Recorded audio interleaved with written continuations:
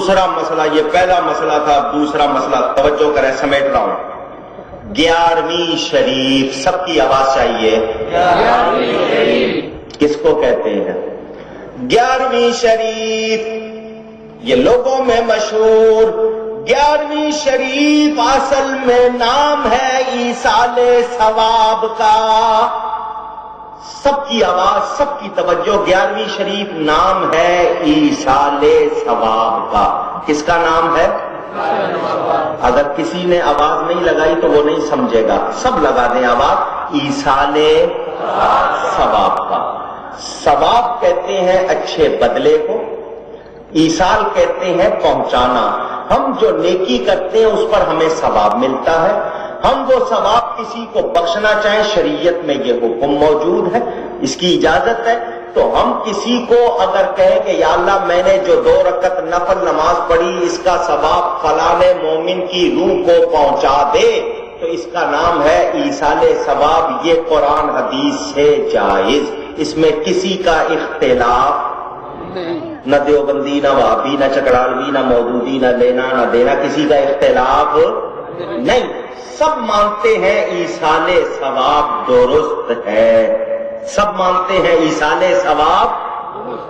کہتے ہیں ایصال ثواب تو مانتے ہیں، لیکن یہ جو تمہارا طریقہ ہے نا، تم اس کو 11ویں کہتے ہو، چھٹی کہتے ہو، تیجا، 7واں، 10واں، 40واں کہتے ہو، تاریخ مقرر کرتے ہو، لوگوں کو بلاتے ہو، کھانا سامنے رکھ کر پڑھتے ہو، یہ طریقہ درست نہیں، ایصال ثواب تو بالکل ٹھیک۔ میں نے ان سے کہا کہ دیکھو، تیسرا دن جس کو تیجا یا سویم کہتے ہیں اس کو سویم کہتے ہیں، سویم کوئی چیز نہیں، اصل چیز کیا ہے؟ ایصال ثواب۔ سب کی آواز، اصل چیز کیا ہے؟ چونکہ تیسرے دن کی اس کو سویم کہہ دیا، 7ویں دن کی اس کو 7واں کہہ دیا، 10ویں دن کیا اس کو 10واں کہہ دیا، مہینے کے بعد مہینے والا کہہ دیا، 40 دن کے بعد کیا 40واں، سال کے بعد برس یا عرسی۔ چونکہ غوث پاک کی تاریخ 11 ہے، ان کو جب بھی ایصال ثواب کیا جائے لوگ ان کو 11 تاریخ والا پیر، تو ان کے نام ایصال ثواب کو لوگ 11ویں کہہ دیتے ہیں۔ خواجہ غریب نواز کی چھٹی مشہور، ان کو جب ایصال ثواب کیا جائے لوگ اس کو چھٹی کہہ دیتے ہیں۔ تو یہ تیجا، 7واں، 10واں یہ تو نام ہے، اصل چیز کیا ہے؟ سمجھا دوں۔ صبح آپ جب سو کے اٹھتے ہیں تو جو کچھ کھاتے پیتے ہیں اس کو کیا کہتے ہیں؟ اچھا آپ کھاتے ہی نہیں ہیں؟ اچھا چلیں، جتنے لوگ کھاتے ہیں انہوں نے آواز لگائی ناشتہ، باقی شاید روزے سے رہتے ہیں یا ان کی بیویاں مائیں دیتی نہیں ہوں گی، چلو خیر، نہیں تو سب کھاتے ہوتے، سب بتاتے ہیں۔ دوپہر کو جو آپ کھاتے ہیں وہ کیا ہے؟ ظہرانہ، لنچ، دوپہر کا کھانا، ٹھیک ہے۔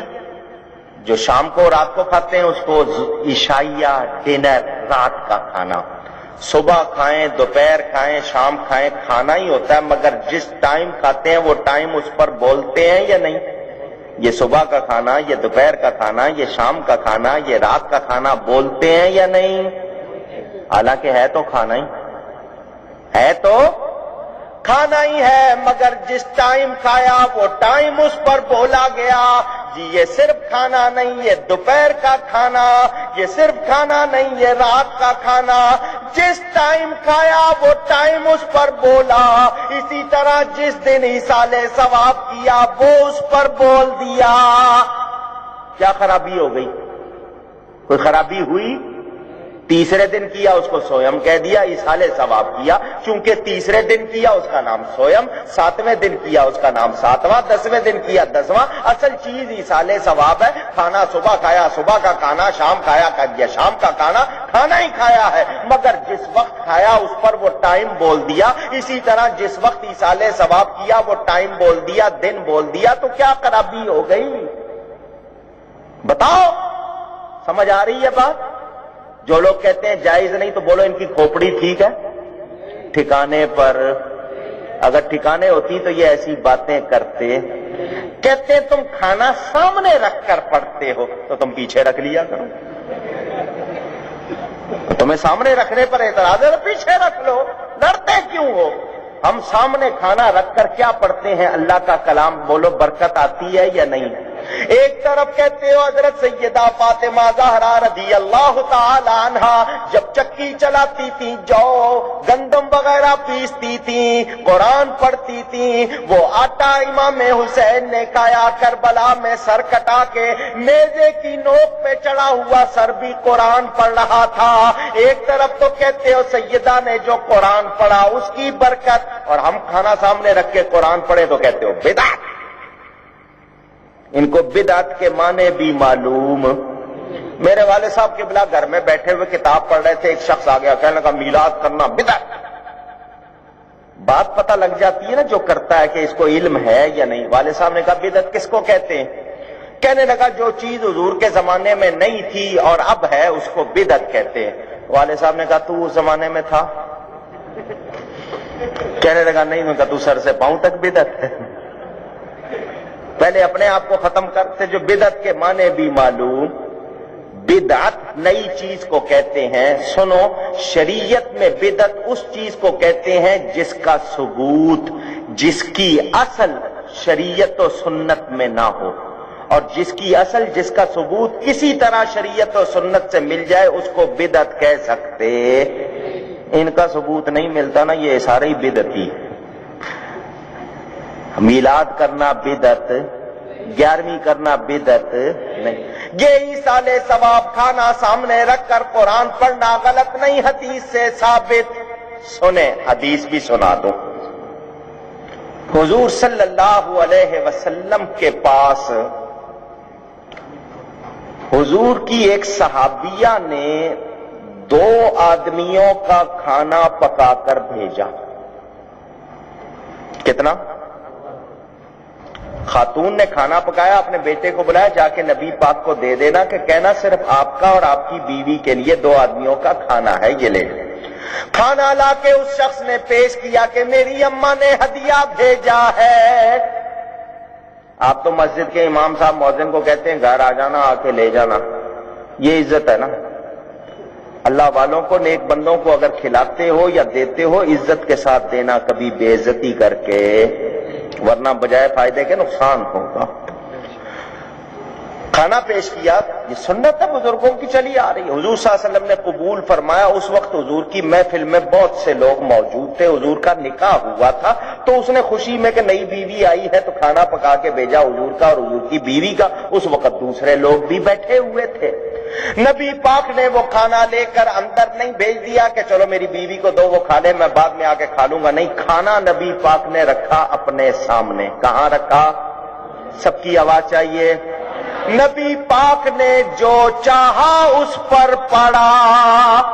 حدیث کے الفاظ ہے جو چاہا نبی نے اس پر پڑا. پڑھنے کے بعد نبی پاک نے 2 آدمیوں کا کھانا 300 کو کھلا دیا. اللہ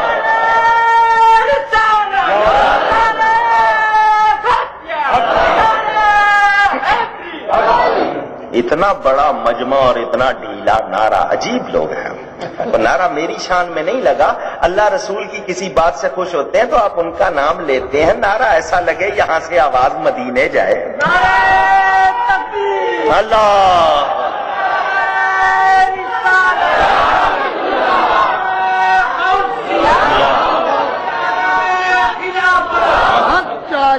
بولو نبی پاک نے کھانا سامنے رکھ کر کلام پڑھا یا نہیں؟ اب ثبوت مل گیا. اب جو اس کو بدعت کہے وہ غلط ہے یا نہیں؟ ثبوت چاہیے نا. شریعت و سنت میں ثبوت مل گیا، ختم. کہتے ہیں ضعیف حدیث ہے تو تم ضعیف ہوگے. ضعیف حدیث کا مطلب جعلی نہیں ہوتا. ضعیف حدیث سے کسی چیز کا واجب ہونا ثابت نہیں ہوتا، اس کا فضیلت والا ہونا تو ثابت ہو جاتا ہے.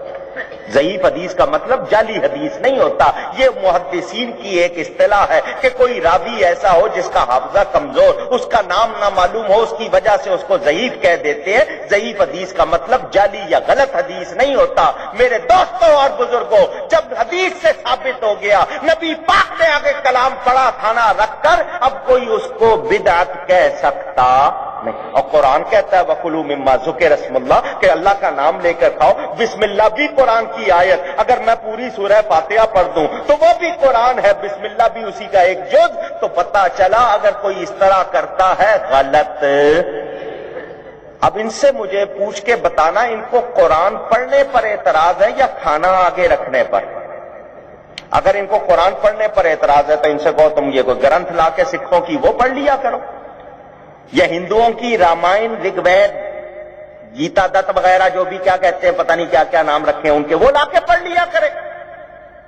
اور اگر ان کو اعتراض ہے آگے رکھنے کے تو یہ پیچھے رکھ لیں, دور رکھ دیں, پڑھ تو لیں. لیکن پتہ چلا ان کو اعتراض ہے. اگر یہ واقعی سچے ہوتے نا تو مانتے ہیں, اعتراض بھی کرتے ہیں, اس کو حرام بدعت بھی کہتے ہیں, کھا بھی جاتے ہیں, کھا بھی جاتے ہیں. تو بولو ان کو دگنا عذاب ہے, یعنی ایک حرام کہنے کا اور پھر حرام کہہ کے کھانے کا. تو ان لوگوں نے یہ جتنے فتوے بنائے بتائیے کوئی اچھے بنائے؟ لڑانے کے لیے بنائے نا. اگر واقعی ان کے نزدیک جائز نہ ہوتا تو پھر ان میں سے کبھی کوئی کھاتا نہیں. اور جو بھی یہ لوگ خود کرتے ہیں اس کا کیا جواب دیں گے؟ میرے دوستوں اور بزرگوں, پتہ چلا اصل چیز ایصال ثواب. تیسرے دن کیا اس کو سویم کہہ دیا, جس دن کیا اس کو اس کا نام. غوث پاک کی تاریخ 11, ان کو لوگ 11ویں والا پیر کہتے ہیں. ان کو جب بھی ایصال ثواب کیا جائے اس کو 11ویں کہتے ہیں. اللہ